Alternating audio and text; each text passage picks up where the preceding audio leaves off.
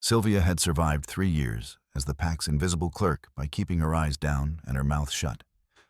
But the Alpha King standing in her doorway at dawn with blood on his knuckles changed the rules. "You were at the right last night," Alaric Winthorpe said, his voice low and unnervingly calm. "Tell me what you saw, and don't lie." She should have been terrified. The most powerful wolf in 3 territories had just walked into a rented room above the apothecary without knocking, and the dried blood on his right hand suggested he'd already dealt with someone who'd displeased him. But Sylvia had spent the last 8 hours trying not to think about what had happened in that candlelit hall, and his presence meant she'd failed. "I saw a binding rite," she said carefully. "You saw more than that." He was right. She had, and the fact that he knew it meant she was either about to be silenced or used, and Sylvia hadn't yet decided which would be worse. "The mark didn't take," she said. Alaric stepped inside and closed the door behind him. The room shrank. He was tall, broad-shouldered, and moved with the kind of controlled grace that made her pulse spike, even as her brain screamed at her to stay calm. He wore a dark coat and waistcoat despite the early hour, every inch the Victorian gentleman, except for the predatory stillness in the way he watched her. "Elaborate?" Sylvia wrapped her shawl tighter around her shoulders and forced herself to meet his eyes.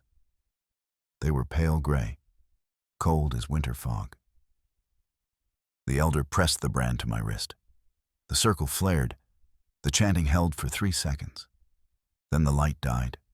The mark disappeared. And I felt... She stopped. "What did you feel?" "Free." The word hung between them like a confession. Alaric's expression didn't change, but something shifted in the air, a tightening that made her skin prickle. "And then?" he prompted. "Panic." The elders started arguing. Lady Elspeth ordered the hall cleared. I left. "You ran." I walked quickly. His mouth almost curved. "Almost. You're afraid of me." "Yes. But you're answering my questions." "You told me not to lie." Sylvia clasped her hands to stop them shaking. "And I assume if you wanted me dead, I already would be." This time he did smile, and it was worse than the coldness. "Practical. How long have you worked in the PAC's records office?" 3 years. "And before that?" "I was a governess. The family moved to Scotland, and I needed work." "Why the PAC office?" "Because I had debts and a younger brother to feed, and the registry paid better than stitching buttonholes in a factory." But she couldn't say that. It sounded too much like weakness, and weakness was currency in a world where strength was law. "It was available," she said instead. Alaric crossed to the narrow window and looked out at the gray morning street below. His knuckles were raw, the blood dried dark between his fingers, but the skin beneath was already knitting closed. Whatever fight he'd been in before dawn had been brief and brutal. "You keep the ledgers," he said. "Dues, rations, registry entries." "Yes." "That's Omega work." The dismissiveness in his tone made her jaw tighten. "Someone has to do it. And you're good at it." It wasn't a question, but she answered anyway. "I don't make mistakes." "No," he said softly, still watching the street. "You don't. Which is why you noticed the discrepancy in last month's registry entries. The ones that listed you as stable class Omega, cleared for binding rights without secondary examination." Sylvia's stomach dropped. She had noticed. She'd assumed it was an error. Registry clerks made them all the time, transposing names or classifications in the endless columns of PAC records. She'd meant to correct it quietly. But then the summons had come for the monthly rite, and she'd been swept into the hall with 24 other low-status wolves before she could fix it. "I didn't report it," she said. "I know." "Then why?" "Because someone wanted you in that circle." Alaric turned to face her fully. "I've been tracking registry corruption for months. Last night confirmed it. Someone altered your file. Someone made sure you'd be called. And when the mark failed, someone in that hall wasn't surprised." The room felt colder. Sylvia thought of Lady Elspeth's white face when the light died, the way the younger elder had stepped back as if scalded, the whispers that had followed her out into the night. "What am I?" she asked. "That," Alaric said, "is what I intend to find out." He left without another word, and Sylvia spent the next hour pacing her tiny room and trying to think. The binding rite was supposed to be simple, routine. Every Omega in the pack underwent it once they reached majority, a mark of loyalty, a promise of stability, a way to ensure the lower ranks didn't destabilize the hierarchy with unchecked emotion or reckless behavior. It was humiliating and invasive, but it was also expected. Sylvia had prepared herself for it. She had not prepared for it to fail. And she certainly hadn't prepared for the Alpha King to appear at her door asking questions that suggested the failure wasn't an accident. A knock sounded. Sylvia froze. "Miss Hawthorne." A woman's voice, crisp and businesslike. "I'm here on behalf of Lord Winthorpe." Sylvia opened the door. A stern-faced woman in a traveling cloak stood in the hallway, a leather satchel in one hand. "You're to come with me," the woman said. "Collect what you need. You won't be returning." "I have work." "You've been reassigned. Lord Winthorpe will explain." 20 minutes later, Sylvia sat in a closed carriage rattling through the streets toward Winthorpe Estate, her few belongings in a canvas bag at her feet and her mind racing. Reassigned, not arrested. Not confined, but not free either. The estate rose from the moors like something out of a Gothic painting, all gray stone and iron gates and windows that glittered like watchful eyes. The carriage swept through the gates and stopped in a courtyard where servants moved with quiet efficiency. Alaric was waiting. He'd changed into fresh clothes, the blood scrubbed from his hands, and he looked every inch the landholder and industrial patron that polite society believed him to be. But Sylvia had seen the predator underneath, and she couldn't unsee it. "Miss Hawthorne," he said formally, "welcome to Winthorpe Estate. You'll be staying here under my protection." "I didn't agree to that." "No, but you will." He gestured, and she followed him into a wood-paneled study lined with books and maps. He closed the door and poured 2 glasses of dark amber liquid from a crystal decanter. "Sit." Sylvia remained standing. "I'd prefer to understand what's happening first." "Then listen." He set one glass on the desk in front of an empty chair and kept the other. "The binding rite failed because you are not what the registry claimed. You're not stable class. You're not even standard Omega." "Then what am I?" "Moon Blessed." The words meant nothing to her.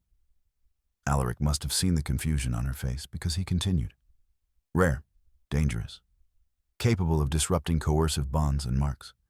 The kind of Omega the Council spent the last century trying to eliminate through suppression drafts and strategic breeding programs." He took a slow sip. "The kind of Omega who could unmake their entire control structure if she understood what she was." Sylvia sank into the chair. Her legs wouldn't hold her anymore. "Someone knew," Alaric said.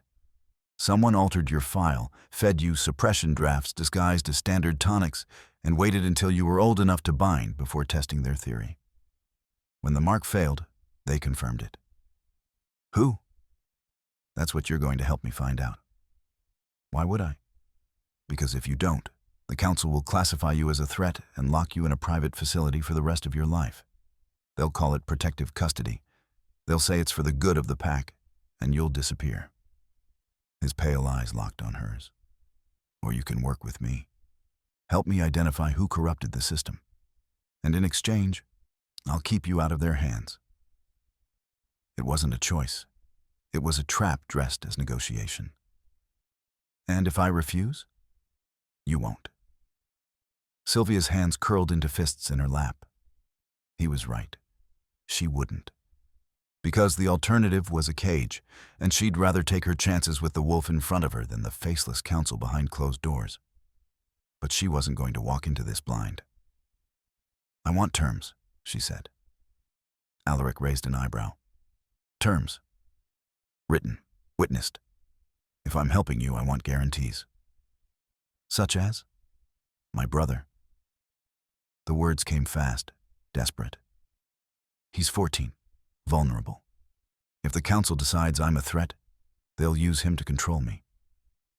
I want a clause protecting him from pack discipline training or forced assignment. Then no matter what happens to me, done. And no confinement without a hearing before neutral witnesses. Not in a facility, not in a cell, not in a locked room in this house. Agreed. And I want payment, not charity, proper wages for my work, enough to clear my debts. Alaric studied her for a long moment. Anything else? No mark, no claim, no forced touch under the excuse of protection. His expression went very still. You think I'd force you? I think you're used to getting what you want. And I think desperation makes people do things they wouldn't otherwise consider. Sylvia met his gaze. I need to know those things are off the table. For a moment, she thought she'd pushed too far. Then Alaric set down his glass and moved to the desk, pulling out a sheet of heavy paper and a pen. I'll have my solicitor draft a formal contract, he said. But I'll give you my word now. No mark, no claim, no forced anything. You'll have your own rooms, your own space, and the freedom to walk away from any situation that makes you uncomfortable. Your word. As Alpha King. He said it like it meant something, like it was binding in a way that went beyond paper and ink. And maybe it was. Maybe pack law and wolf honor still meant something, even in a world where corruption had poisoned the registry itself. All right, Sylvia said quietly. I'll help you. Good. Alaric returned to his seat. Then let's start with what you know. Who had access to the registry files 3 years ago when you were first entered into the system? She thought back.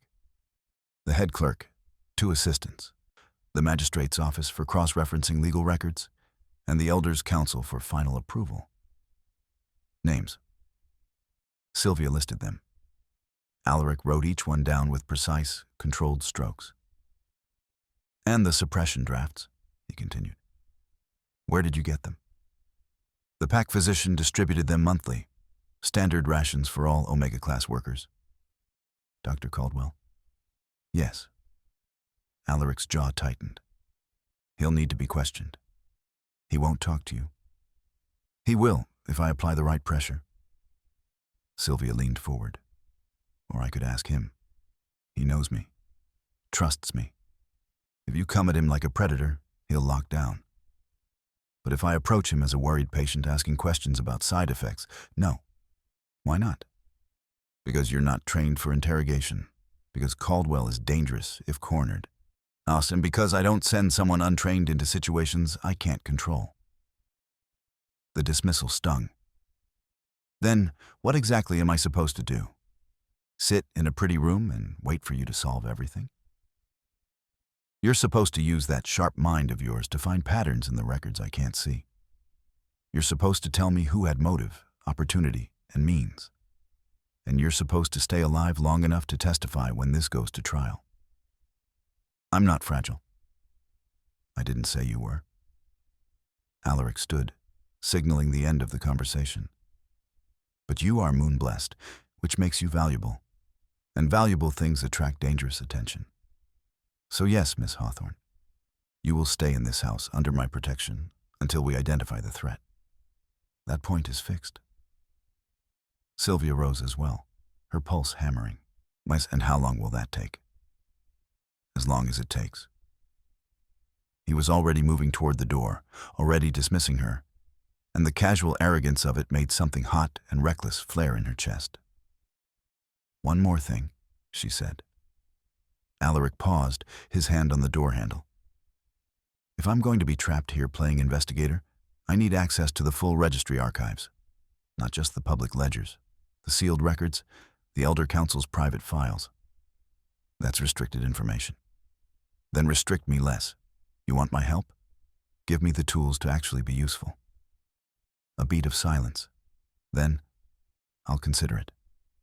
That's not good enough. It's what you're getting. Alaric opened the door. Mrs. Aldridge will show you to your rooms. Dinner is at 7. You'll meet the household staff then. He left before she could argue. And Sylvia was alone in the study with her racing heart and the sick certainty that she'd just agreed to something far more dangerous than a simple investigation. Her rooms were lovely, far too lovely for someone who'd spent the last 3 years in a rented attic. When the maid brought tea at 4 and fresh clothes at 5, Sylvia noticed they fit perfectly despite no one asking her measurements. Someone had been watching her, measuring her, preparing. She unpacked her few belongings and tried not to think about Thomas. He was safe for now, boarding at the church school on the other side of town. But she'd need to send word soon. Explain somehow that she was working for the Alpha King now without alarming him. A knock interrupted her thoughts. Mrs. Aldridge, the housekeeper, stood in the hallway with a stern expression. "Lord Winthorpe requests your presence in the drawing room," she said. "There's been a development." Sylvia's stomach tightened. What kind of development? The kind that requires immediate attention. She followed Mrs. Aldridge down the long corridor, through a maze of rooms that smelled of beeswax and old wood, and into a drawing room where Alaric stood with another man, tall, military-bearing, dark uniform. "Miss Hawthorne?"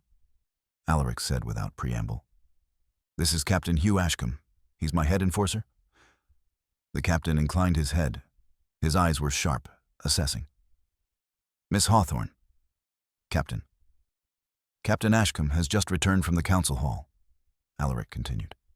"It seems Lady Elspeth has called an emergency session." Sylvia's pulse jumped. "About what?" "About you." Alaric's expression was unreadable. "But she's demanding you be turned over for examination. She's citing Pack Law Section 47. Any wolf who demonstrates abnormal resistance to binding must be evaluated for public safety." "That's not." "It is law," Ashcombe said quietly. "Old law, rarely used, but still enforceable." "How long do we have?" Alaric asked. "She's filing the motion tomorrow morning. If the council votes in favor, you'll have 24 hours to comply." Sylvia felt the walls closing in. "So we have 1 day. Less than that." Alaric turned to her. "Which is why we're going to move first." "How?" "By announcing our engagement." The room tilted. "What?" "Pack Law Section 63, Alaric said calmly, as if he hadn't just upended her entire world. "Once a formal courtship is declared under witness, if the Alpha becomes legally responsible for the prospective mate's protection and welfare. Any attempt to seize you becomes an insult against my authority. It forces a challenge. You're insane." "I'm strategic." He moved closer, and the room shrank again. "Elspeth won't challenge me openly. Not yet. But she will try to void the engagement through technicality or scandal. Which means we need to make it public, binding, and airtight before she has time to maneuver. I didn't agree to this. You agreed to let me protect you. This is how I do it." Sylvia shook her head, trying to think past the panic. "A fake engagement.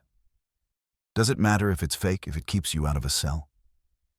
"Yes," she said fiercely. "It matters to me." Alaric studied her for a long moment. Then he turned to Ashcombe. "Give us the room." The captain left without a word. The door clicked shut. Sylvia was alone with the Alpha King again, and this time there was nowhere to run. "Listen to me," Alaric said quietly. "Elspeth is ruthless. She's been consolidating power for years, and you are a direct threat to the system that gives her that power. If she gets her hands on you, you won't leave that examination room. She'll lock you away, or break you, or make you disappear. And she'll do it legally. I can't stop that through normal channels. But I can stop it through this. By trapping me in a different kind of cage. By giving you time. By keeping you visible and protected while we gather evidence." He stepped closer. "I'm not asking you to marry me, Miss Hawthorne. I'm asking you to trust me long enough to survive this. And what happens when it's over? When Elspeth is dealt with and the threat is gone? Then we dissolve the engagement. Quietly, amicably. You walk away with your freedom intact. You make it sound simple. It won't be. But it's better than the alternative. Sylvia wanted to argue, wanted to find another way.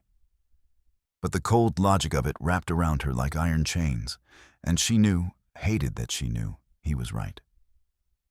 Fine, she said, but I want it in writing.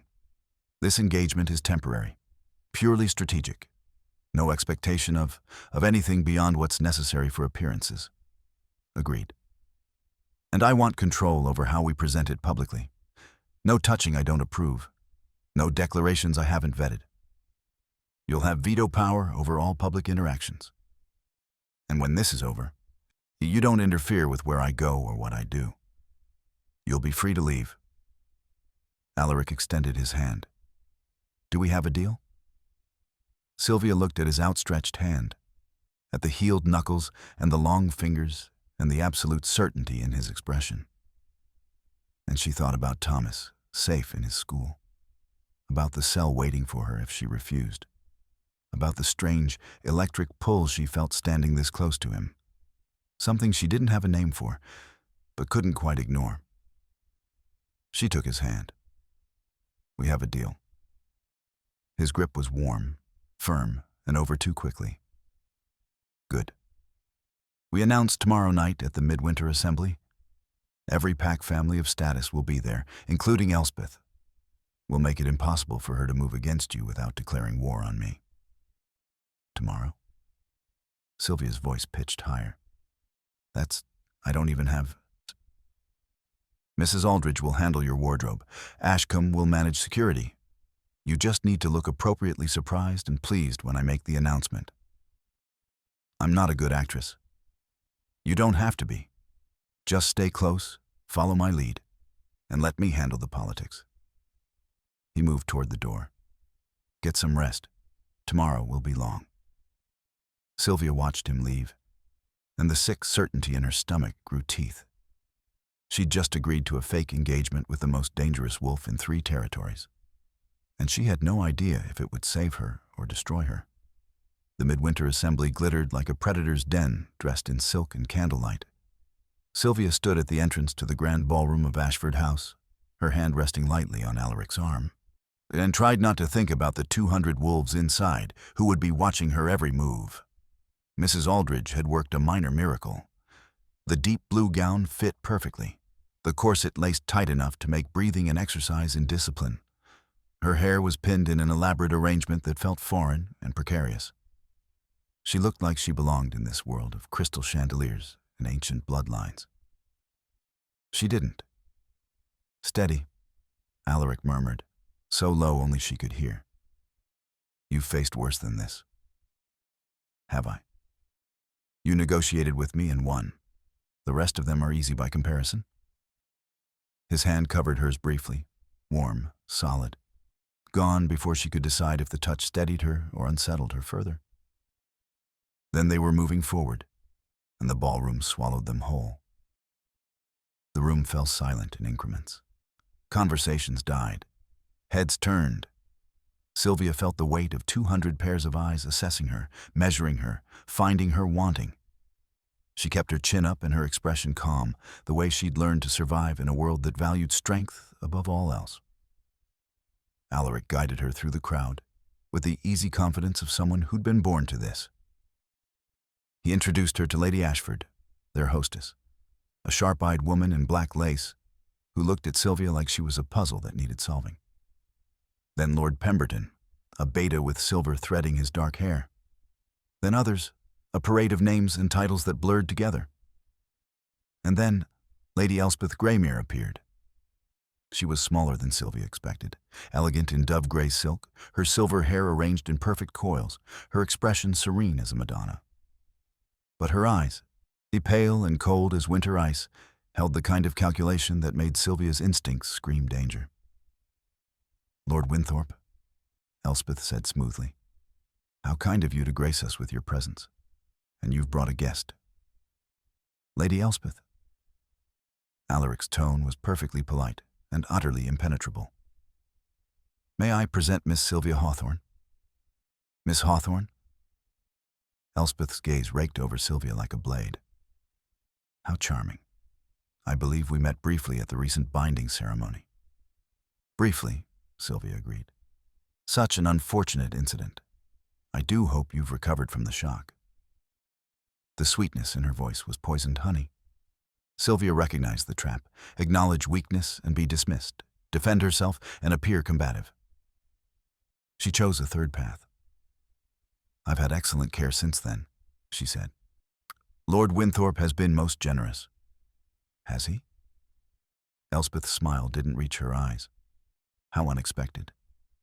And here, I thought the council's concerns about your condition would require more formal evaluation. But perhaps Lord Winthorpe has information the rest of us lack? Perhaps he does. The challenge hung in the air between them.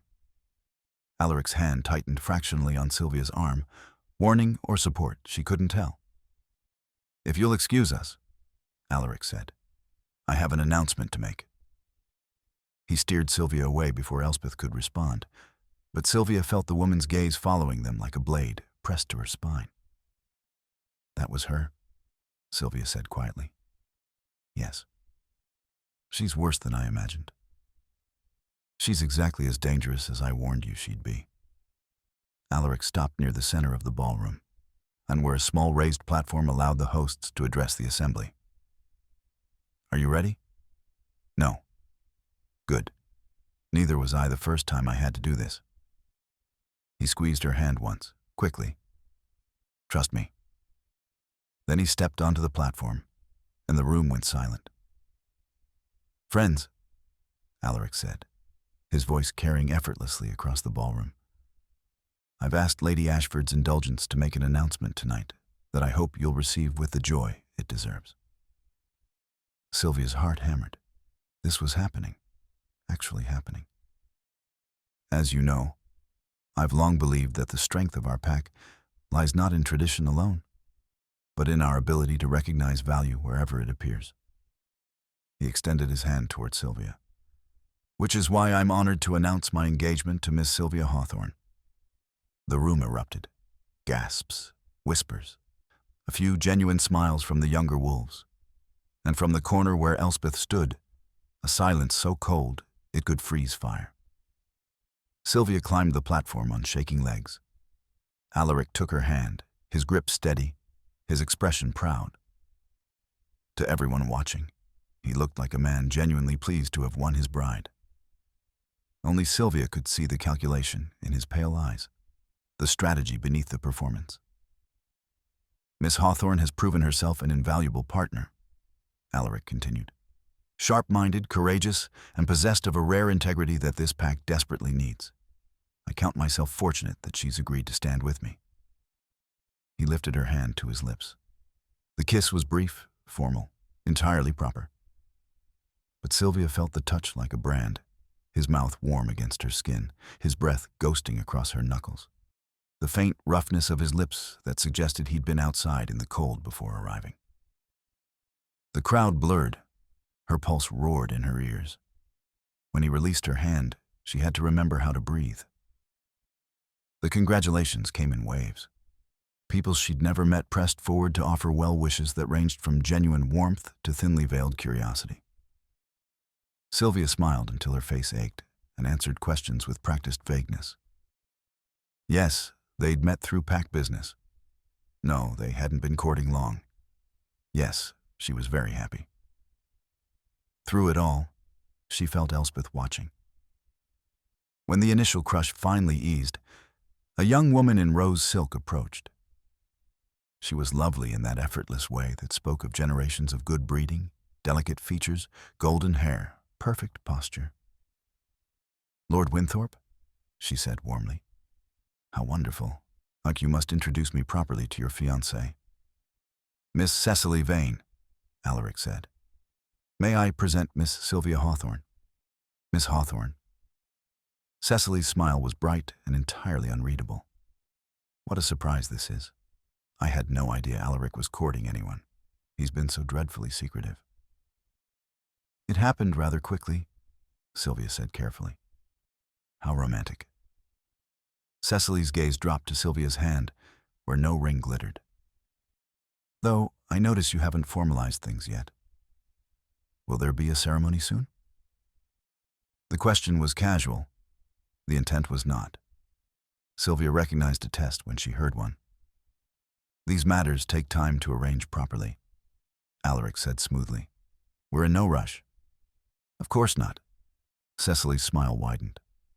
Well, I do hope you'll call on me, Miss Hawthorne. I'd love to hear more about how you captured the attention of the most eligible wolf in 3 territories. She drifted away, leaving the faint scent of expensive perfume and veiled threat. Friend of yours? Sylvia asked quietly. Acquaintance. Her family has lands bordering mine. Alaric's expression was neutral. She's ambitious and well-connected, which makes her dangerous if she decides you're a problem. Is she working with Elspeth? Possibly. Or working her own angle. Either way, assume everything you say to her will be reported. Sylvia's head was spinning. This world of alliances and hidden knives was exhausting. She'd survived 3 years of pack bureaucracy. But this was something else entirely. A battlefield where the weapons were smiles and the casualties were reputations. I need air, she said. Alaric guided her toward the terrace doors. 5 minutes, then we need to be seen dancing. I don't dance. You do tonight. The terrace was blessedly empty.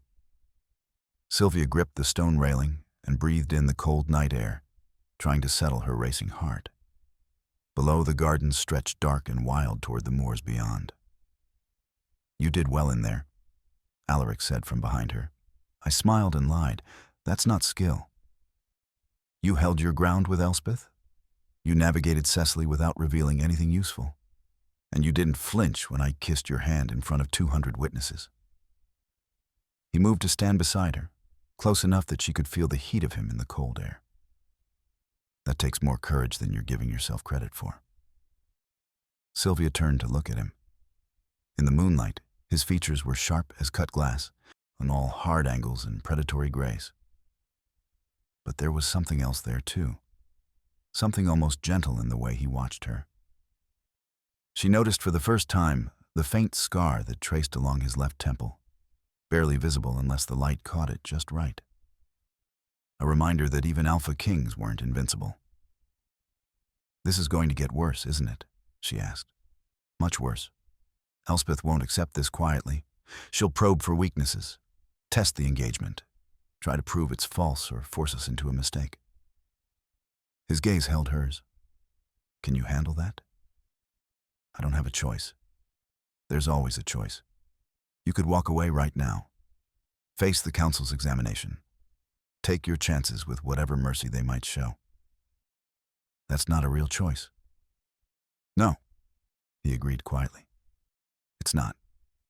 But I need you to understand what you're committing to. This isn't just a performance. It's a war fought with manners and legal precedent. And you're standing in the center of it. Sylvia looked out at the dark gardens. Somewhere beyond the estate walls, Thomas was sleeping in his dormitory bed, safe and unaware of the knife's edge his sister was walking. That was worth any amount of danger. I can handle it, she said. Good. Alaric offered his arm. Then let's go dance before the gossips decide we're having our first quarrel. The waltz was torture. Alaric moved with the same controlled grace he brought to everything else, his hand firm at her waist, his other hand holding hers with exactly the right amount of pressure. Through the layers of silk and boning, she could still feel the warmth of his palm against her back, steady and sure. Sylvia tried to follow his lead and not think about how close they were. How the corset made every breath an effort, how his scent, something clean and sharp like pine and winter air, kept disrupting her concentration. You're counting steps in your head, he murmured. I told you I don't dance. Stop thinking, just follow. I'm always thinking. That's how I survive. Then think about this. He guided her through a turn that brought them dangerously close to another couple. Elspeth is watching from the corner near the orchestra. Cecily is standing with Lord Pemberton, and they're both staring. Captain Ashcombe is by the terrace doors looking uncomfortable in formal dress. And at least a dozen other wolves are wondering how a nobody clerk caught the Alpha King's attention. That's not helpful, isn't it? Or now you know exactly who's watching and what they're thinking. That's information. That's leverage. He spun her again, and this time she managed not to stumble. You're good at reading patterns, Miss Hawthorne. So read this room. Tell me what you see. Sylvia forced herself to look beyond her own panic. Alaric was right. Reading patterns was what she did. It's how she'd survived the registry office, catching errors and inconsistencies that others missed. Elspeth is angry, she said slowly. But she's not surprised. She expected you to make a move. She's already planning her counterstrike. Good. What else? Cecily is curious but cautious. She's testing whether this engagement is real before deciding how to respond. And the others? Most of them are confused. You're powerful and eligible. I'm nobody. They don't understand the logic of it. Sylvia met his eyes. Which means they'll be looking for explanations, rumors, weaknesses. Exactly. Which is why we need to give them a story they can believe. One that doesn't involve pact law and legal loopholes. What kind of story? The kind where I was impressed by your mind and charmed by your courage. His hand tightened fractionally at her waist, and she felt the heat of it through the fabric. It has the benefit of being true. The words hung between them, and Sylvia's breath caught. She couldn't tell if he meant it or if this was part of the performance. Everything felt too real and too false at the same time. What she didn't know was that he was fighting the same battle. Her scent, lavender and ink, and something uniquely her that had nothing to do with soap or perfume, wrapped around him every time she moved, making his wolf stir restlessly beneath his skin. He kept his breathing shallow and his grip exactly proper, because if he let himself notice how perfectly she fit in his arms, how her pulse fluttered at her throat, how the candlelight caught copper threads in her dark hair, he'd do something they'd both regret. The music ended. Alaric released her with perfect propriety, and Sylvia was absurdly disappointed. Lord Winthorpe. Captain Ashcombe appeared at his elbow, his expression carefully neutral. A moment, if I may. Alaric's jaw tightened. Excuse me, Miss Hawthorne. I'll return shortly. He disappeared into the crowd with Ashcombe, leaving Sylvia alone at the edge of the dance floor. She was debating whether to find a quiet corner when a servant approached with a silver tray. A note for you. A miss. Sylvia took the folded paper. Her name was written in elegant script across the front. She opened it carefully. Meet me in the library. We need to talk. Her blood went cold. Thomas. But he was at school. How could he be here? Unless something terrible had happened. Unless he'd run away or been brought by force. Unless the note was a lie. She scanned the ballroom, but saw no sign of her brother. The library. She had to know. Had to be certain. Even if her instincts screamed trap. Sylvia slipped through the crowd as unobtrusively as possible and made her way down a corridor lined with portraits of Ashford ancestors. The library was easy to find, a heavy oak door slightly ajar, firelight flickering within. She pushed the door open. The library was empty, except for shelves of leather-bound books and a fire burning low in the grate. Oh, no, Thomas. No anyone. Sylvia's instincts screamed too late. The door clicked shut behind her. She spun. Lady Elspeth stood with her back to the door, serene as ever. Miss Hawthorne, she said pleasantly. How good of you to come. Where's my brother? Your brother? I'm sure I have no idea. Elspeth moved deeper into the room with the unhurried grace of a predator who knew her prey couldn't escape. That was merely a lure to draw you here. Crude, perhaps, but effective.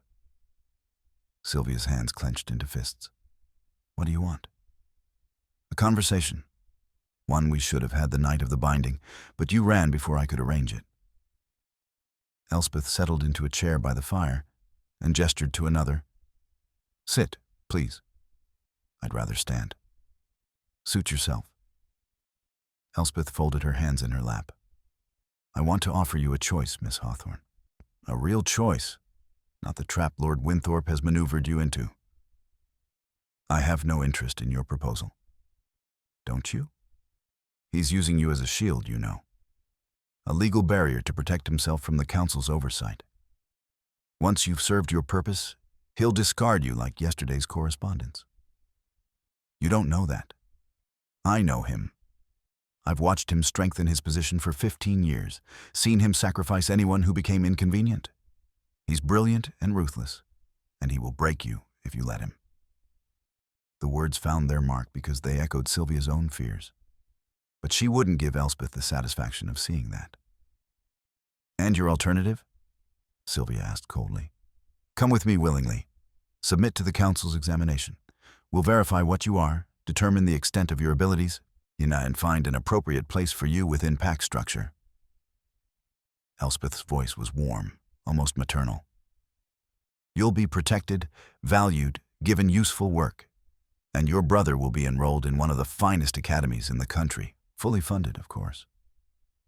You're offering me a prettier cage.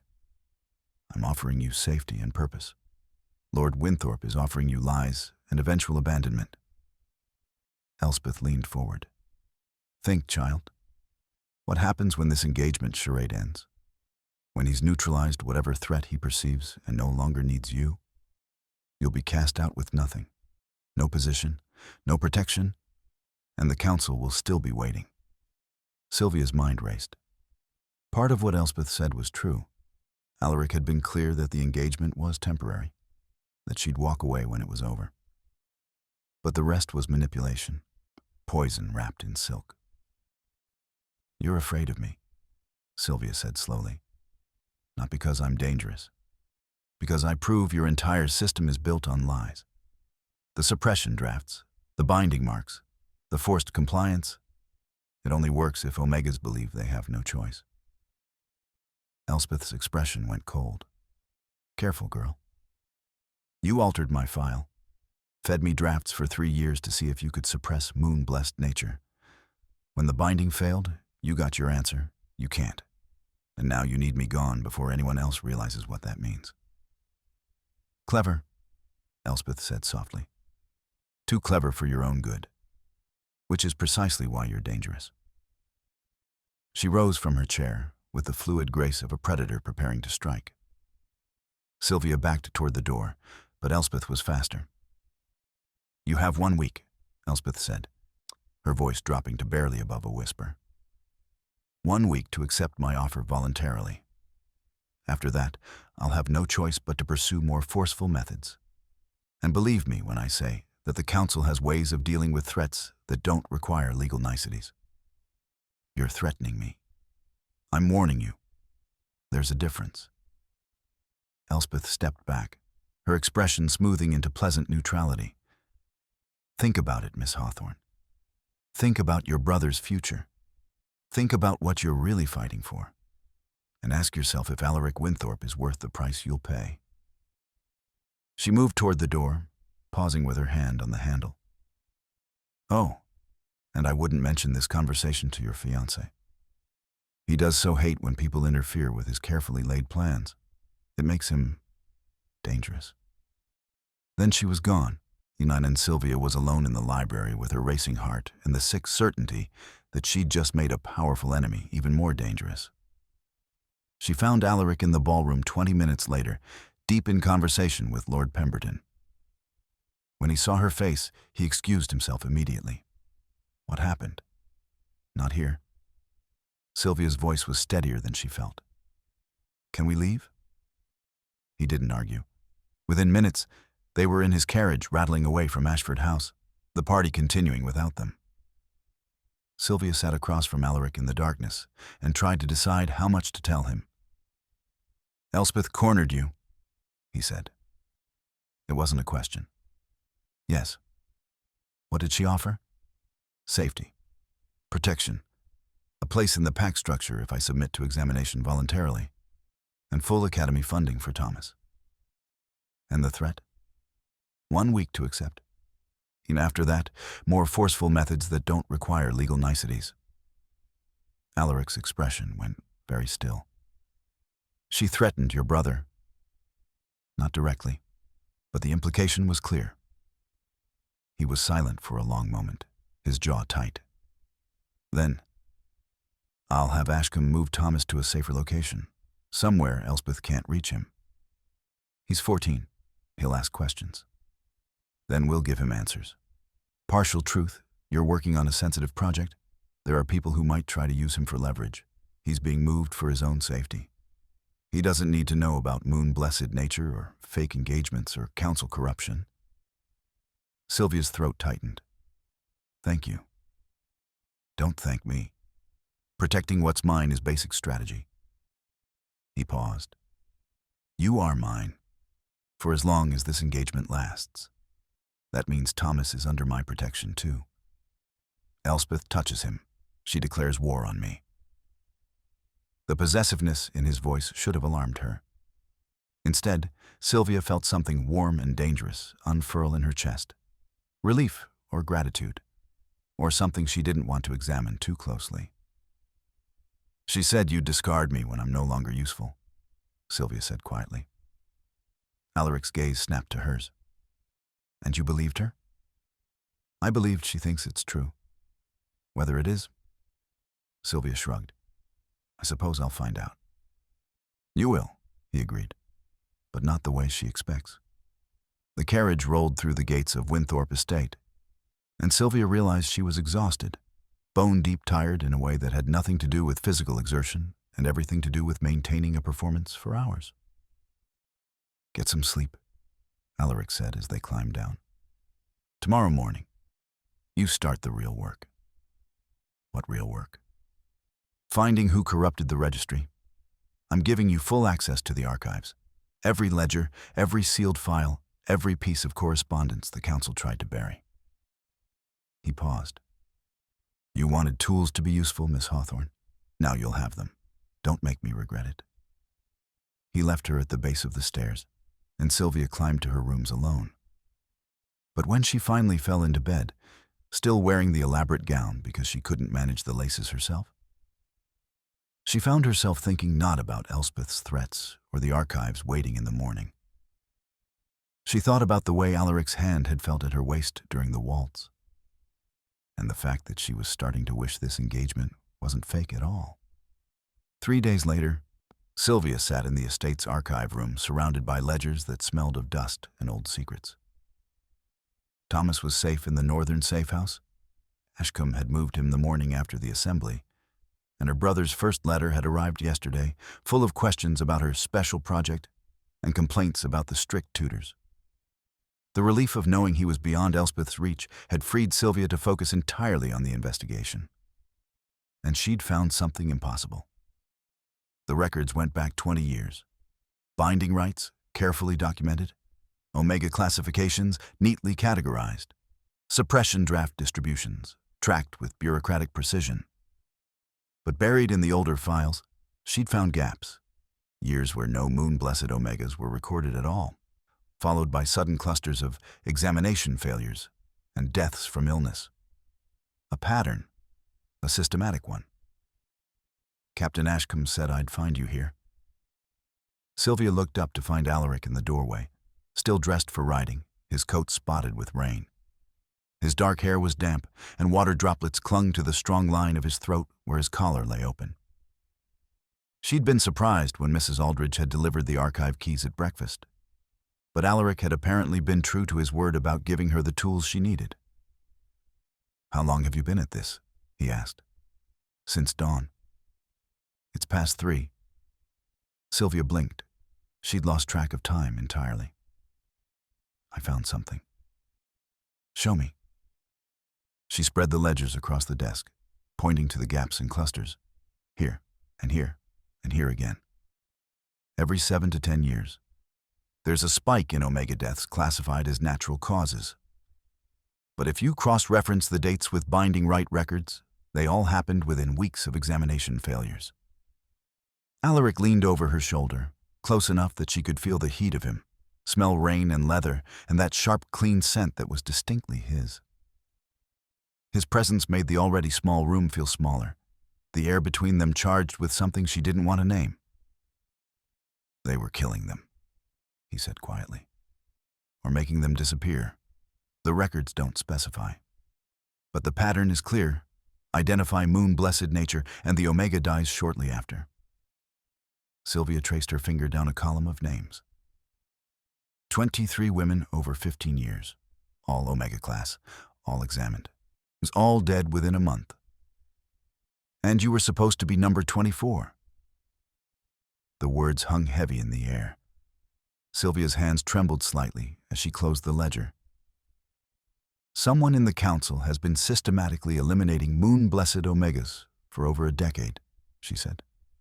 "The question is whether it's Elspeth alone or if others are involved. Elspeth is ruthless, but she's also practical.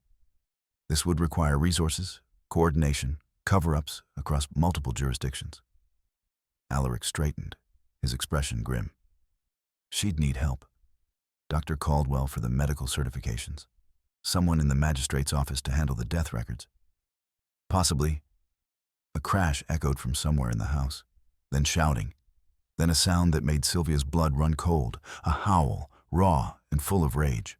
Alaric's head snapped up. Stay here." "What's happening?" "Rogues, at the gate." He was already moving. "Lock the door. Don't open it for anyone but me or Ashcombe." "Wait." But he was gone, running down the corridor with inhuman speed. Sylvia stood frozen for 3 heartbeats, then grabbed the nearest heavy candlestick and followed. She'd never been good at following orders when danger was involved. She raced through corridors toward the sounds of battle, servants scattering around her. The main entrance stood open, and she stopped at the threshold, gripping the doorframe. The courtyard was chaos. 4 wolves, massive, scarred, clearly rogue, had breached the gate and were tearing through the estate guards with brutal efficiency. Servants screamed and scattered. Captain Ashcombe fought in human form, a blade in each hand, driving one rogue back toward the stables. And Alaric. Alaric stood in the center of the courtyard, facing down 2 rogues at once. His coat was torn. Blood streaked his jaw. And as Sylvia watched from the doorway, something in him shifted. The air around him rippled, and Sylvia's breath caught.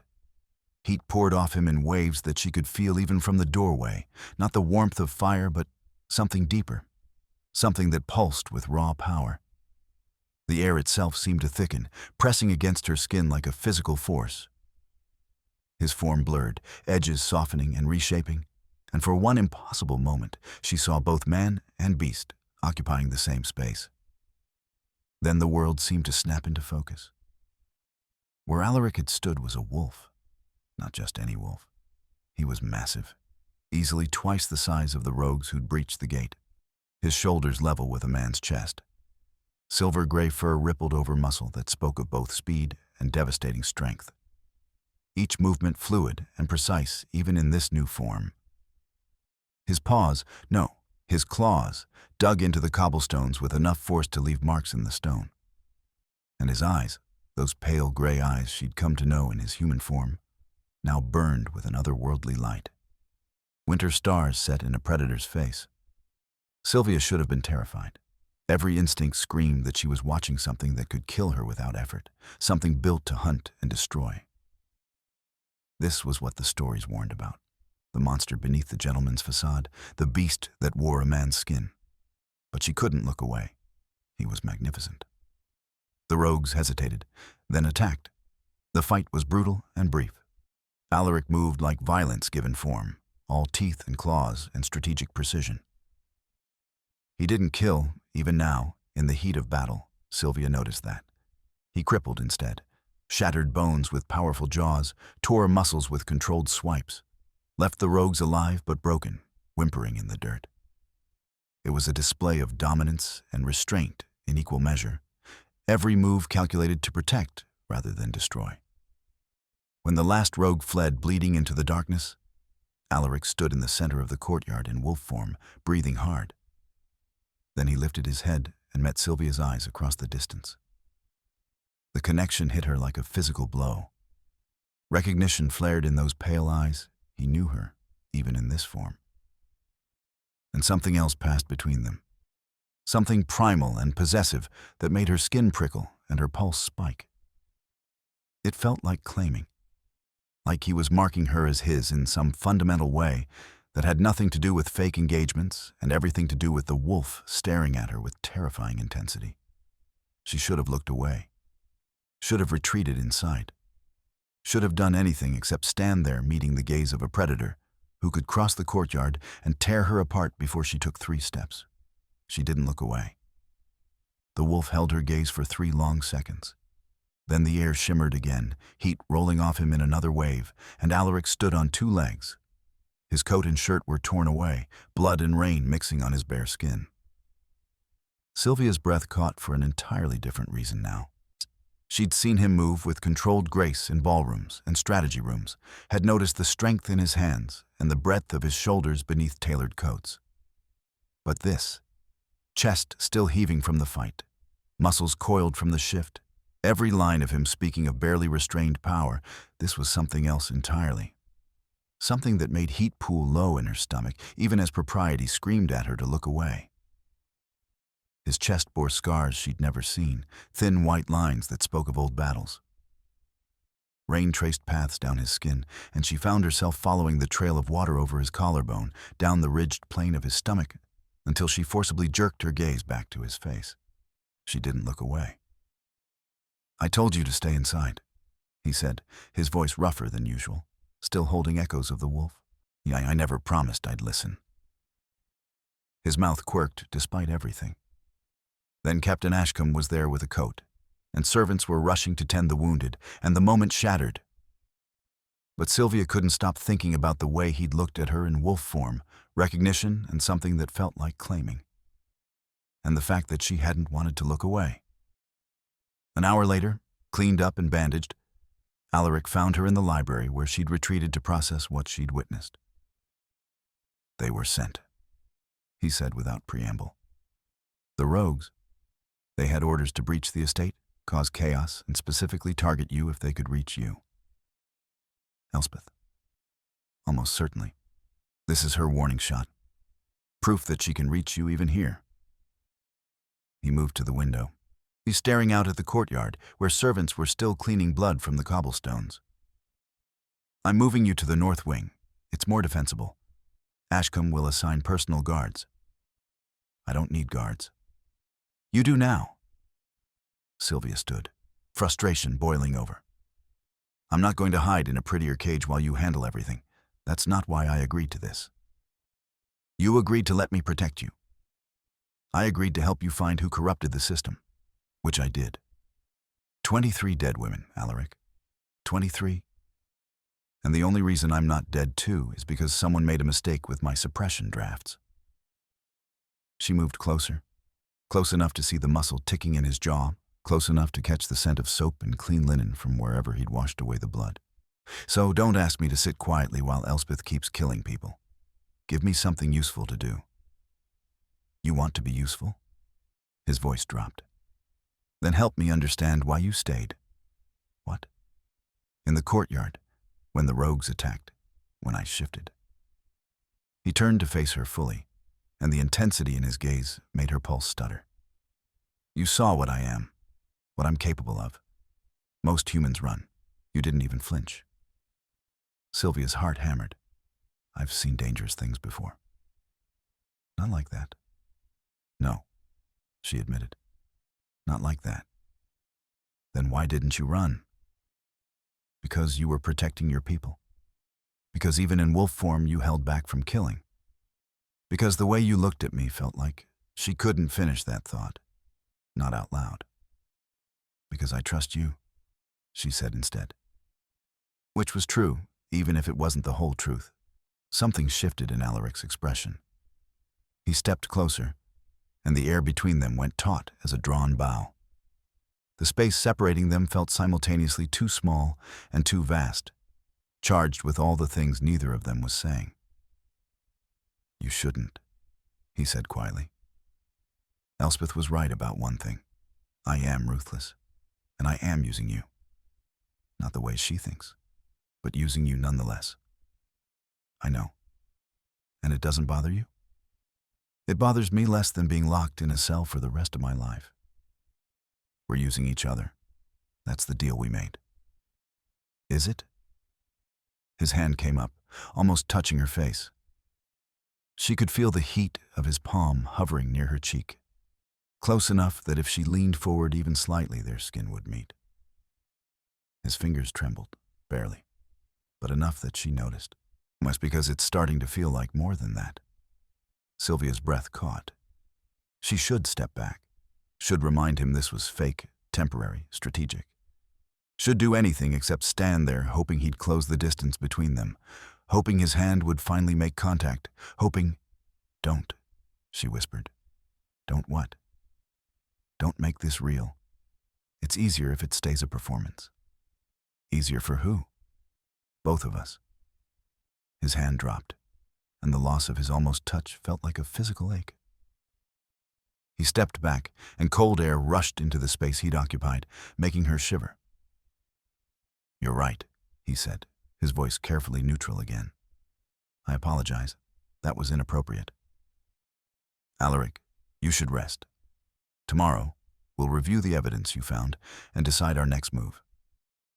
Captain Ashcombe has already secured your brother. He's safe. In asking questions, but safe. You'll be able to send letters, and he'll be told you're working on a project that requires discretion. Thank you. He nodded once, formal again, the moment of raw honesty buried beneath layers of control. Good night, Miss Hawthorne. He left before she could find words to call him back. Sylvia stood alone in the library and pressed her hand to her chest, trying to calm her racing heart. This was dangerous, more dangerous than rogues or Elspeth or council corruption, because she was starting to care about him, really care, in a way that had nothing to do with strategy and everything to do with the way he'd looked at her after the fight. In wolf form and human, with the same intensity, the same recognition, like she was worth protecting, worth risking things for, like she mattered. And that terrified her more than anything else. 6 days after the assembly, Sylvia was in the archives when Captain Ashcombe found her, his expression grim. The council has called an emergency session. They're demanding Lord Winthorpe present you for evaluation within the hour. Her stomach dropped. Elspeth's deadline expired yesterday, and she's filed a formal complaint citing public safety concerns. The motion passed this morning, 7 votes to 3.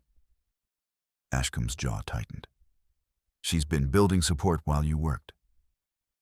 Sylvia's hands tightened on the ledger. 7 votes, more than half the council. Where's Alaric? Already at the council hall. He sent me to fetch you. Ashcombe paused. And to tell you, bring the evidence you found, all of it. 20 minutes later, Sylvia stood in the antechamber of the council hall clutching a leather portfolio filled with copied ledger pages and death certificates. Through the heavy doors, she could hear raised voices, Alaric's controlled baritone cutting through the chaos, Elspeth's smooth alto weaving counter-arguments. Miss Hawthorne. She turned. Dr. Elias Caldwell stood in the shadows, older than she remembered, his silver hair neatly trimmed, his hands clasped behind his back. The pack physician who distributed suppression drafts for years. Doctor, she said carefully, I heard about the council summons. He moved closer, and she saw the lines of strain around his eyes. I couldn't stay silent anymore. Not after what I've done. He pulled an envelope from his coat. 3 months ago, I started keeping records. The draft formulas I was ordered to distribute weren't standard suppressants. They were designed to poison slowly. I have chemical analyses, names of who gave the orders, burial locations. Sylvia's pulse spiked. You're giving me proof? I'm a coward who followed orders for too long, but I'm not a monster. He pressed the envelope into her hands. Use it. Burn the whole system down if you have to. The doors opened, Alaric appeared, his expression controlled, but his eyes blazing. He saw Caldwell and went very still. "Doctor, convenient timing. I'm offering Miss Hawthorne the truth, Lord Winthrop, something this council has been remarkably short on." Caldwell walked away before either could respond. Sylvia stared at the envelope, her hands shaking. "You don't have to do this," Alaric said quietly. "I can stall them. There is no other way." Sylvia looked up at him. "Elspeth has the votes. The only way to stop her is to prove she's been systematically murdering people. If you walk in there with that evidence, she'll try to destroy you. Then let her try." Sylvia tucked the envelope into her portfolio. "I didn't survive 3 years keeping my head down just to stay quiet now." Something fierce flickered in Alaric's expression. "Stay close to me." "No." She stepped closer, close enough to see the gold flecks in his pale gray eyes. "You said I had agency, so let me use it. This is my fight too." For a moment she thought he'd argue. Then he nodded once, sharp. "Together then." Together. They walked into the council chamber side by side. The council hall was oppressive, dark wood paneling, high ceilings, 12 seats occupied by the territory's most powerful wolves. Lady Elspeth sat center, serene in pearl gray. "Miss Hawthorne," she said warmly, "thank you for coming. The council's concern is purely for your well-being." "Is it?" Sylvia opened her portfolio and pulled out the first ledger page. "Then perhaps you can explain this. Registry records from 12 years ago. 3 moon-blessed Omegas identified during binding rites, all 3 dead within a month." She placed the page on the table. "And this. Another page. 8 years ago. 2 more. Both dead within 3 weeks." She laid out the pattern, page after page. 23 women over 15 years. Every single one identified as moon-blessed during examination. Every single one dead shortly after. She met Elspeth's gaze. "Would you care to explain that pattern, Lady Elspeth?" Elspeth's composure cracked. "Those deaths were natural. Tragic, but natural." "Were they?" "Because Dr. Caldwell kept copies of the suppression draft formulas you ordered him to distribute.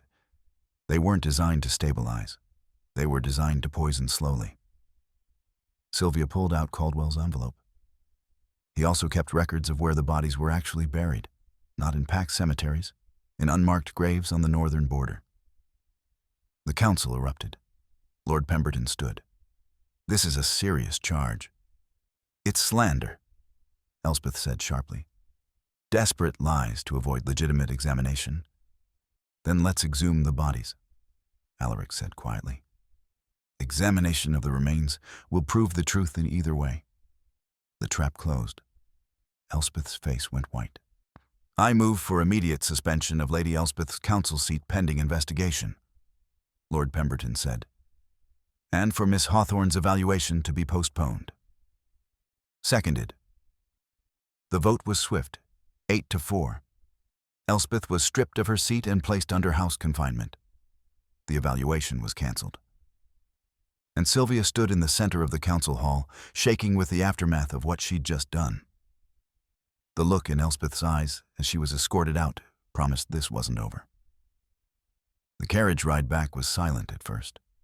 Sylvia sat across from Alaric, her mind reeling. "You were magnificent," he said finally. She looked up. He was watching her with an intensity that made her breath catch. And she caught his scent, pine and winter air, stronger now in the enclosed space, wrapping around her like a promise. I was terrified." "You were brave. There's a difference." His hand moved as if to touch her, then stopped. "But you've just made yourself a target. Elspeth has allies. They'll come for you. Let them. I'm tired of being afraid." Something shifted in his expression. Heat and pride, and something darker, more possessive. "When this is over, you won't need the engagement anymore. You'll be free to walk away." The words should have brought relief. Instead, they felt like loss. "Is that what you want?" she asked quietly. "What I want is irrelevant. This was always temporary." "That's not an answer." The carriage rolled to a stop at the estate, but neither moved. "The truth," Alaric said slowly, "is that this stopped being fake somewhere between the assembly and the archives. The truth is that watching you in that council chamber made me want to claim you in front of everyone. The truth is—" He stopped, shook his head. "You deserve better than a wolf who spent 15 years playing political games. You deserve freedom, not a different kind of cage." "You're an idiot," Sylvia said. "You think I don't see what you've been doing? The way you've protected my choices, even when it terrified you? That's not a cage. That's respect. And it's more than anyone's ever given me." "Sylvia." The carriage door opened. Captain Ashcombe stood in the courtyard, his expression urgent. "My lord, the northern safe house was attacked an hour ago. They took the boy." The world tilted. "Thomas. Is he alive?" Alaric's voice was deadly calm. "Unknown. The attackers left a message. Trade the Omega for the boy. Midnight at the old chapel ruins. Come alone or he dies." Elspeth. She must have given the order before the council session, a contingency if she lost. Or her allies were acting on standing orders. "I'm going," Sylvia said. "Absolutely not. He's my brother. My choice." She met his eyes. "You said I had agency. Let me use it." "I can't let you walk into that knowing you might not come back." "Then come with me. Not as the Alpha King with enforcers. Just you. We get Thomas back together." The word hung between them, together. Alaric closed his eyes, and when he opened them, she saw surrender. "My way. We scout first. At the first sign Thomas is dead, we extract. No heroics." "Agreed." "Captain, prepare provisions for light travel and ensure we're armed, and position a backup team at the tree line. If this goes wrong, I want extraction ready." Alaric's hand found hers, squeezed once. "When this is over, we're finishing that conversation." "What conversation?" "The one where I tell you I don't want this to end. Where I ask you to stay. Not because of strategy, but because somewhere along the way, I started falling for the woman who stands in front of councils without flinching." Sylvia's breath caught. "Alaric. But first, we save your brother." The chapel ruins rose from the moors like broken teeth against the darkening sky. Sylvia and Alaric approached on foot, having left the horses a quarter-mile back. The scent of damp earth and decay filled the air, but underneath she caught Alaric's scent, familiar now, grounding, and held onto it like an anchor. "Too many blind corners," he murmured. I don't like this. Do we have a choice?" "We always have a choice." His hand found hers in the darkness. The touch sent heat spiraling up her arm. "If things go wrong, we face it together." They moved through the ruined entrance into what had once been the nave. Moonlight streamed through gaps in the roof. "Miss Hawthorne." Elspeth's voice echoed from the shadows. "How obliging of you to accept my invitation, though I see you've brought company." "Where's my brother?" "Safe. For now." Elspeth stepped into moonlight, flanked by 6 wolves, large, scarred, their movements stiff and mechanical, eyes glazed with the telltale signs of coercive marks. Behind them, bound and gagged, was Thomas. "Let him go," Sylvia said. "My quarrel is with the entire rotten system Lord Winthorpe has built. He thinks he can remake pack law, elevate Omegas, question tradition." Elspeth's serene mask was gone. "But power requires order, and order requires that some people know their place." "By killing them?" "By removing threats before they destabilize everything. Moon-blessed Omegas are chaos incarnate. I've spent 16 years maintaining order. I won't let you unmake it. The council suspended you. Will be irrelevant once I've dealt with the primary witnesses. You, Caldwell, and your dear fiancé. Elspeth smiled. My rogues have orders. Kill you both. Make it look like a tragic kidnapping gone wrong. The council will mourn. I'll return, and Pack Law will continue as it should. Alaric moved in front of Sylvia. You're not touching her. How noble. But you're outnumbered. Elspeth gestured. Take them. The rogues moved, and Alaric shifted. The air around him rippled, and Sylvia felt the heat of it roll over her skin like summer wind. But this time, she wasn't watching from a doorway. She was close enough to see every detail of the transformation. His form blurred, muscles reshaping beneath skin that seemed to shimmer and flow. The sound was like fabric tearing, low and visceral. And then he was wolf. Massive. Silver-gray fur rippling over coiled muscle. Eyes burning with that pale fire she knew so well, but wilder now, more primal. He was magnificent and terrifying, and hers, and even with 6 rogues advancing, even with death closing in, Sylvia's pulse spiked for an entirely different reason. The wolf's head turned toward her for one heartbeat. Recognition flared in those eyes. He knew her, even like this. And something else passed between them, something that felt like a promise, like claiming, like mine. Then he launched himself at the nearest rogue. The fight was brutal. Alaric moved with deadly precision, all teeth and claws and controlled fury, but 6-1 were terrible odds. They drove him back toward the crumbling walls, coordinated despite their coercion, and Sylvia saw blood streak his fur. She grabbed a piece of fallen stone and ran toward Thomas. Had to free him while Alaric kept them busy. Elspeth stepped into her path, impossibly fast, catching Sylvia's wrist. I don't think so, dear. Sylvia swung the stone.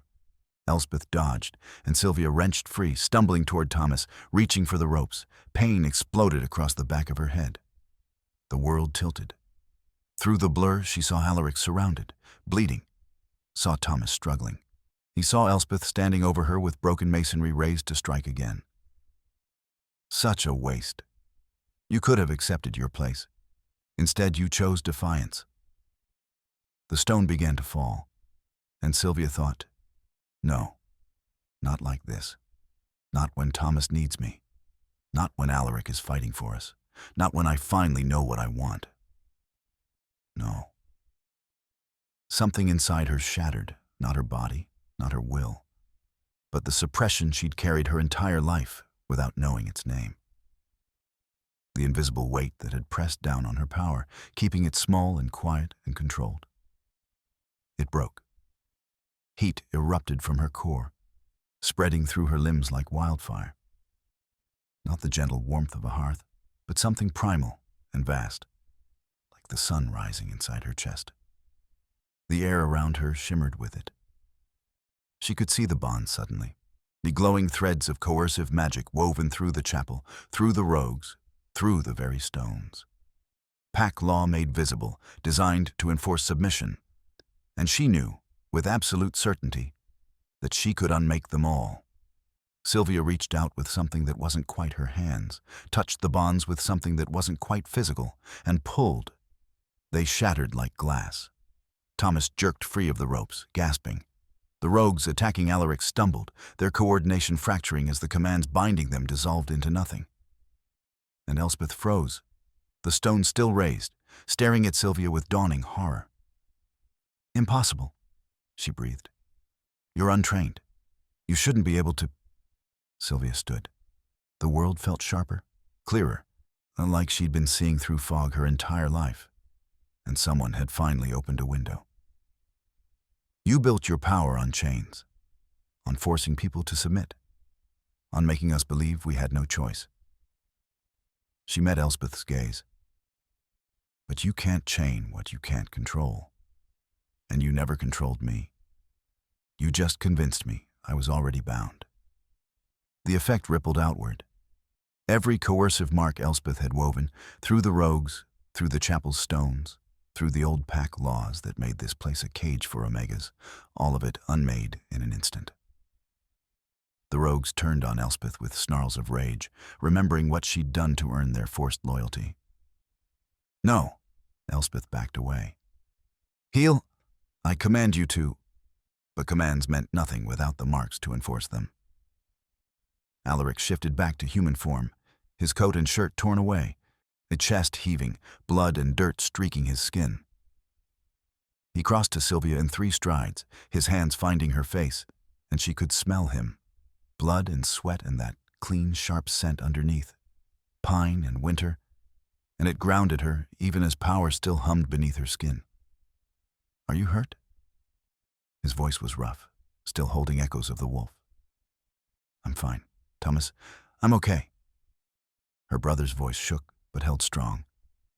"Sylvia, what did you do?" "I don't know.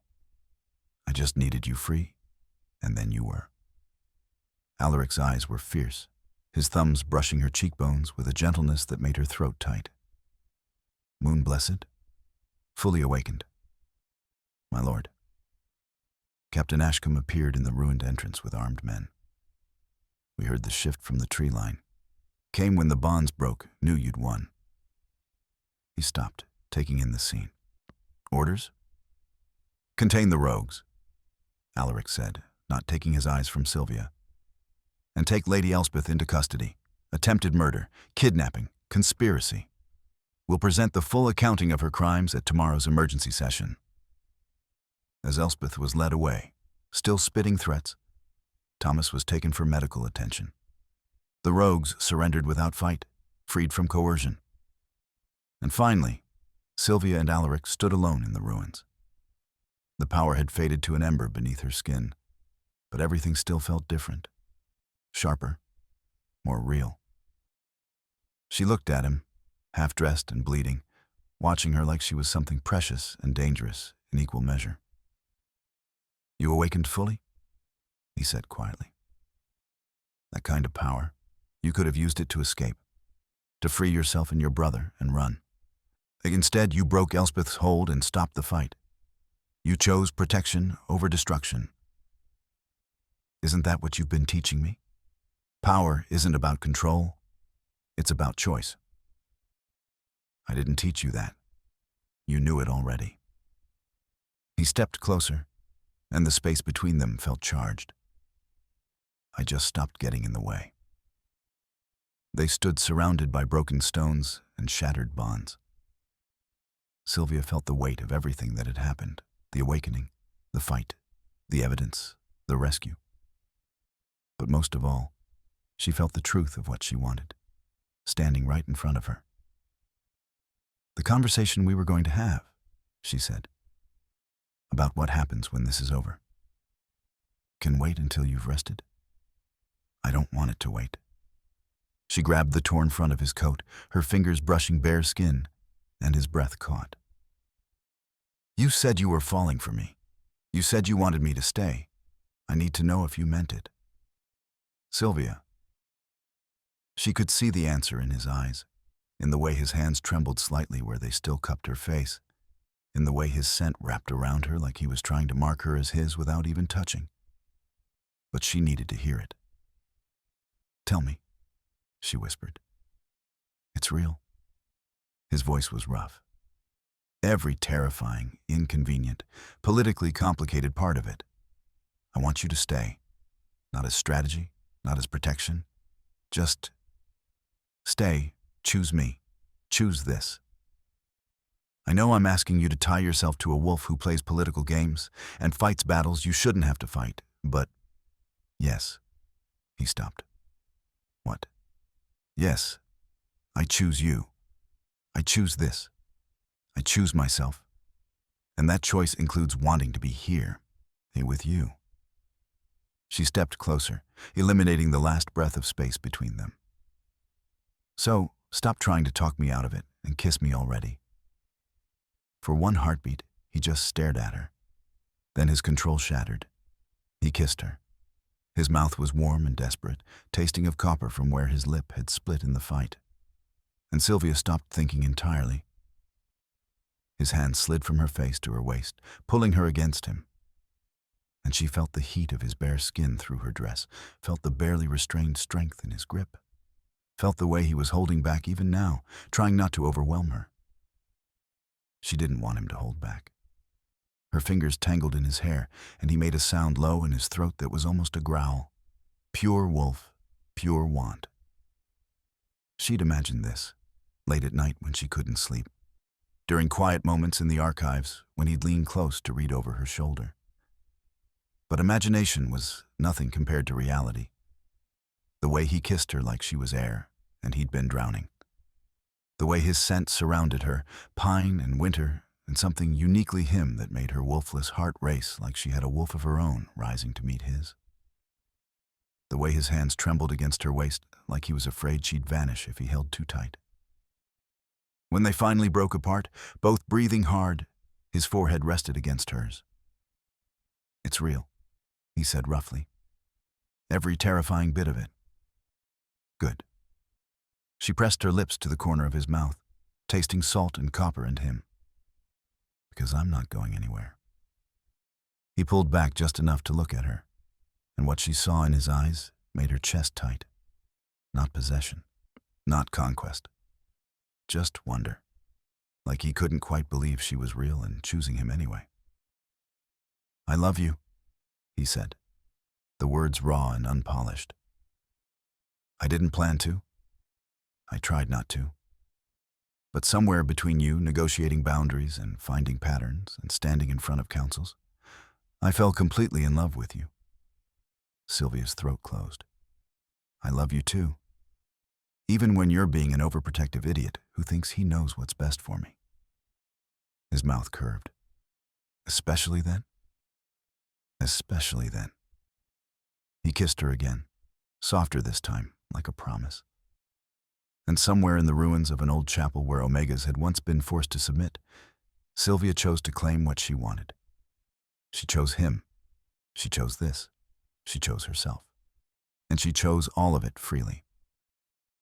The emergency council session convened at dawn the following morning. Sylvia stood beside Alaric in the same hall where she'd presented evidence the day before. But everything felt different now. She wore a simple dark dress, her hair pinned back, and every wolf in the room could sense the change in her. The suppression was gone. The careful invisibility she'd maintained for years had burned away, leaving something brighter and more dangerous in its wake. Lady Elspeth stood in the center of the chamber in chains, her serene mask finally shattered. Her allies on the council, 3 of the original 7 who'd voted for Sylvia's examination, sat silent and pale. Lord Pemberton called the session to order. "Lady Elspeth Greymere, you stand accused of conspiracy to commit murder, attempted murder, kidnapping, and systematic corruption of pack law spanning 15 years. How do you answer these charges?" "I did what was necessary to maintain order," Elspeth said, her voice cold. "Moon-blessed Omegas destabilize pack hierarchy. They inspire resistance, undermine authority, make others question their place. I removed threats before they could spread chaos." "You murdered 23 women," Sylvia said quietly. "I protected the pack." Elspeth's gaze locked on her. "And I'd do it again, because power without order is anarchy. And you, girl, are the worst kind of chaos, the kind that makes people believe they deserve better than what they have." The words should have stung. Instead, Sylvia felt something settle in her chest. Certainty, purpose. "You're right," she said. "I do make people believe they deserve better, because they do. And that terrifies you. Because your power was never about protecting anyone. It was about controlling them, about making sure Omegas stayed small and quiet and grateful for whatever scraps you threw them." She stepped forward, and the council watched in silence. "I found your records. 23 women dead. But I also found something else in the sealed archives. Letters. Correspondence between you and sympathetic council members across 3 territories, all discussing the Omega problem, all agreeing that moon-blessed bloodlines needed to be eliminated before they spread." Sylvia pulled out a final document from her portfolio. including a proposal to expand the suppression draft program to all Omegas, not just Moon-blessed, to make submission permanent. The council erupted. Even Elspeth's allies looked shocked. That was never implemented, Elspeth said sharply. Because you were testing it first, on me, on the others, seeing if you could suppress Moon-blessed nature chemically before rolling it out to the entire Omega population. Sylvia's voice was steady. You weren't protecting the pack. You were building a system where half of us would never have a choice about who we became. Lord Pemberton's expression was grim. The council will vote on sentencing. But first, Lord Winthorpe, you've requested to address the chamber? Alaric stood. I have. And what I'm about to propose will be unpopular with some of you. But it's necessary. He looked at each council member in turn. For 15 years, I've watched this council treat Omegas as problems to be managed rather than people to be valued. I've watched binding rights used to enforce compliance instead of build community. I've watched suppression drafts distributed without consent or explanation. And I've stayed quiet because I thought I could change things slowly, carefully, without disrupting the power structure. He glanced at Sylvia. I was wrong. The structure itself is broken, and it's time we admitted it. What are you proposing? One of the counselors asked. Complete reform of Omega classification and treatment. Starting with these measures. First, all binding rights are voluntary, not mandatory. No Omega will be marked without explicit consent, and refusal carries no penalty. Second, suppression drafts are banned entirely unless prescribed by a physician for genuine medical need, with full disclosure of effects. Third, Moon-blessed Omegas are recognized as a natural variation, not a threat. They will not be hidden, suppressed, or eliminated. The chamber filled with muttering. One counselor stood. You're asking us to give up control. I'm asking you to give up coercion, Alaric corrected. There's a difference. Pack law can exist without forcing people into submission. Hierarchy can exist without chains. And if they refuse to submit? If Omegas start challenging authority, disrupting order? Then perhaps our authority needs to be earned rather than enforced. Alaric's voice was calm but unyielding. I'm also proposing the creation of an oversight committee, composed of equal representation from all ranks, including Omegas, to review pack law and recommend further reforms. Miss Hawthorne will chair it. Sylvia's head snapped toward him, like they hadn't discussed this. Lord Winthorpe, another counselor said carefully, you're asking us to trust your fiancée to reshape pack law, a woman who until recently was a registry clerk? I'm asking you to trust someone who found a conspiracy you all missed. Someone who stood in this chamber and proved that our system was being used to commit murder. Someone who has more integrity in her smallest finger than half this council combined. Alaric's gaze was steel. And yes, she's my fiancée. Soon to be my wife and Luna of this territory. Which means she'll have authority whether you grant it willingly or not. I'm offering you the chance to be part of the solution instead of the problem. The silence was deafening. Then Lord Pemberton spoke. I'll support it, the reforms and the committee both. One by one, other counselors stood, not all of them. 3 remained seated, faces tight with disapproval. But enough, more than enough. The motion passes, Pemberton said. Now, for Lady Elspeth's sentencing. Given the severity and scope of her crimes, I propose permanent exile. Stripped of rank, lands, and all pack affiliation. She will be escorted to the border and forbidden from entering pack territory on pain of death. Seconded. The vote was unanimous. As guards led Elspeth away, she looked back at Sylvia one last time. You've won this battle, girl. But the war continues. There will always be wolves who believe in order, in hierarchy, in keeping people in their place. And they will come for you. Let them, Sylvia said quietly. I'm not afraid anymore. Elspeth was gone, And Sylvia stood in the council chamber as the newly appointed chair of Pack Law Reform, feeling the weight of it settle over her shoulders. Alaric's hand found the small of her back, a brief touch of reassurance. Then he addressed the council one final time. "There's one more matter. My engagement to Miss Hawthorne was announced publicly, but it began as a legal strategy to protect her from seizure. I want it known, here and now, that it's no longer strategy. I'm asking Sylvia Hawthorne to be my wife, not because Pack Law requires it, not because it's politically advantageous, but because I love her and I want to build something better alongside her." He looked at her. "If she'll have me." Every eye in the chamber turned to Sylvia. She could feel the weight of their expectations, some hopeful, some skeptical, all watching to see what the Omega clerk who'd become something more would choose. "Yes," she said simply, "yet I'll have you." The chamber erupted in a mix of applause and murmuring. But Sylvia only saw Alaric and the fierce joy in his eyes that made her heart race. An hour later, Sylvia found Thomas in the estate's east wing, being fussed over by a physician and Mrs. Aldrich. Her brother's face lit up when he saw her. "Sylvia." He extracted himself from the physician's ministrations and crossed to her. "They said you broke magical bonds, that you stopped Lady Elspeth, that you're going to be Luna. They said all that, did they? Is it true?" Sylvia pulled him into a hug. "Some of it. I did break the bonds, and Elspeth is gone. The Luna part is complicated. But you're staying here, with Lord Winthorpe. I am.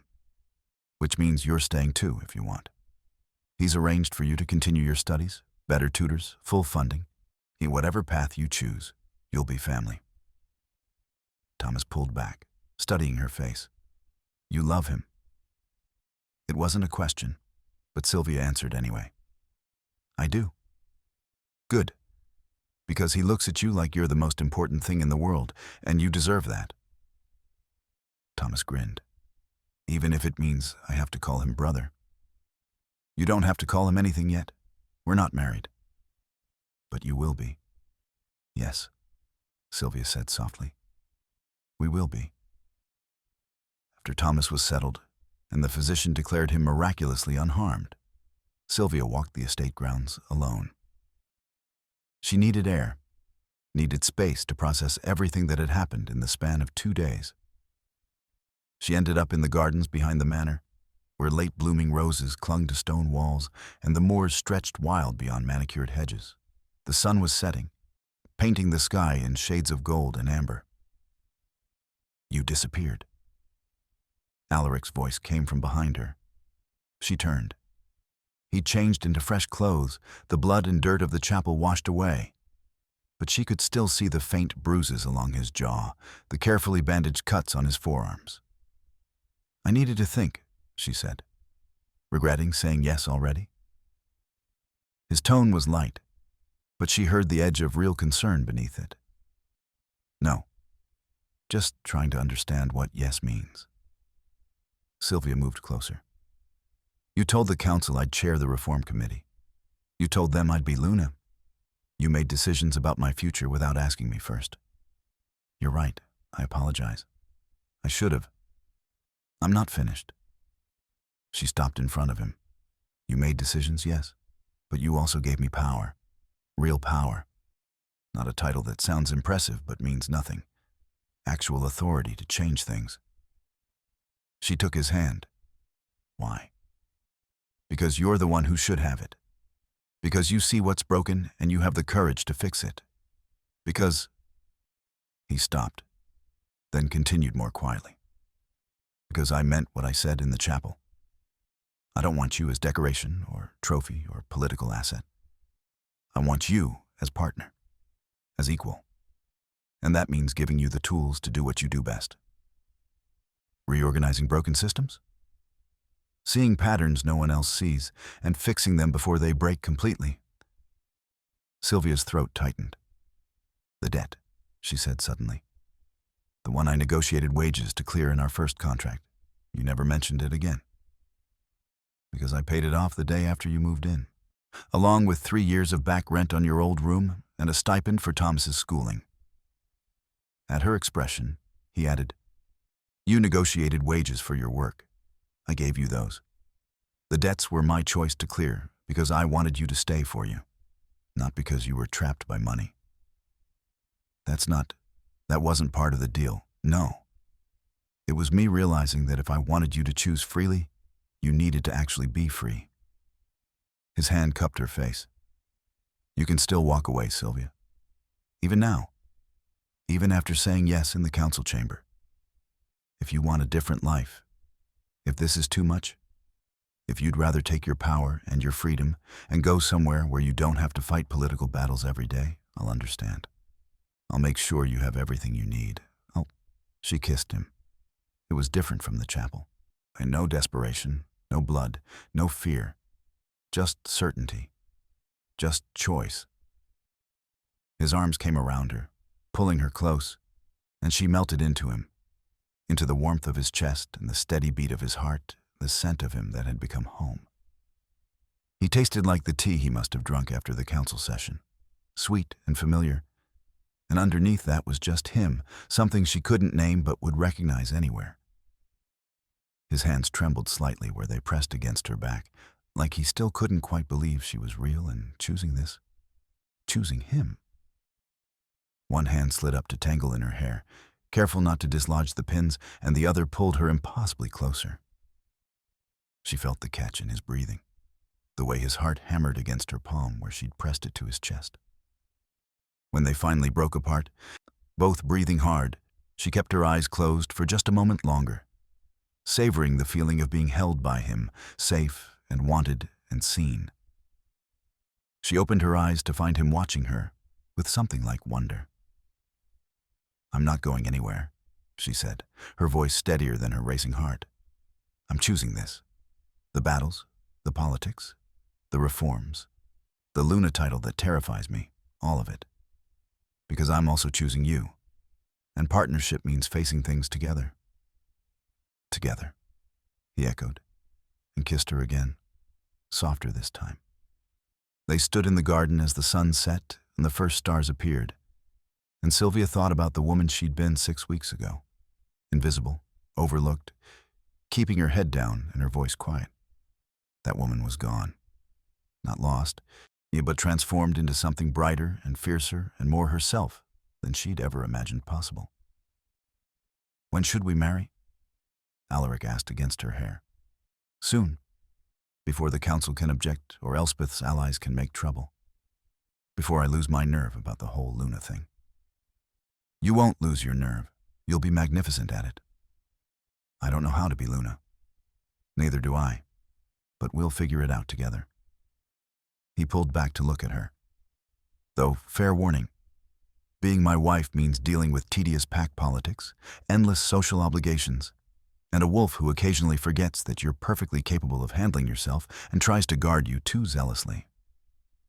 And being my husband means dealing with a woman who will challenge that excessive protection, who will reorganize your filing systems without asking, and who may occasionally break ancient magical bonds without meaning to. I would have it no other way." They walked back toward the manor together, hands linked, and Sylvia felt the rightness of it settle into her bones. This wasn't an ending. It was a beginning, messy and complicated, and full of battles yet to fight. But it was hers, chosen freely, built on trust and respect and love that had grown in the spaces between danger and defiance. As they reached the terrace, Alaric paused. "One more thing. The registry clerk position, it's yours if you want it back. Or we can find you something else. Or nothing at all, if you'd prefer to focus on the reform committee. Your choice." Sylvia thought about the dusty office, the endless ledgers, the years of invisible work. "I want to keep it, at least for now. Someone needs to make sure the new systems are implemented properly, and I know that office better than anyone." From clerk to Luna. That is quite a transformation. "From clerk to myself," she corrected. "Luna is just a title. What matters is that I finally get to be who I actually am instead of who I was told to be." They climbed the steps together, and through the windows Sylvia could see the warm glow of the manor's interior. Mrs. Aldridge directing servants, Thomas laughing with Captain Ashcombe, the household moving with comfortable efficiency. Home. Not because she was trapped here, but because she'd chosen it. Alaric's hand tightened on hers. "I love you," he said. "I know I said it in the chapel, but I want you to hear it again here in the calm. Not in the middle of danger or crisis, but just because it's true." Her breath caught. She stepped closer, her hand finding his chest, feeling the steady beat of his heart beneath her palm. The words settled over her like a benediction, like coming home. For a moment, she just stood there, letting the truth of it wash through her. That he loved her, that she loved him, that this was real and chosen and theirs. "I love you too," Sylvia said, "even when you're being difficult. Especially then." He laughed, and the sound was warm and genuine and full of promise. They went inside together, and somewhere above the estate, the moon rose over the moors. The same moon that had witnessed a binding rite fail, an engagement announced, a conspiracy exposed, and a woman awakened to her power. The same moon that would see them married in a fortnight. He standing before the pack not as alpha and possession, but as partners choosing to build something better. The same moon that would watch over pack reforms, late nights spent rewriting laws, arguments and compromises, and slow, steady progress toward a world where no one had to hide what they were to survive. Sylvia Hawthorne had been invisible for 3 years, but she was seen now. And she would make sure every other Omega who'd been forced into silence was seen too. Not as threat or problem or chaos to be managed, but as people, with power, with choice, with voices that deserved to be heard. It would take time. It would take work. It would mean fighting battles she'd never wanted to fight. But she wouldn't do it alone, and that made all the difference. Thank you for listening. I'm grateful you spent this time with me. If you'd like more stories of fate, longing, and the wild within, subscribe and leave a comment. And tell me what you think of the narration. Your feedback truly helps me. Until next time, be well.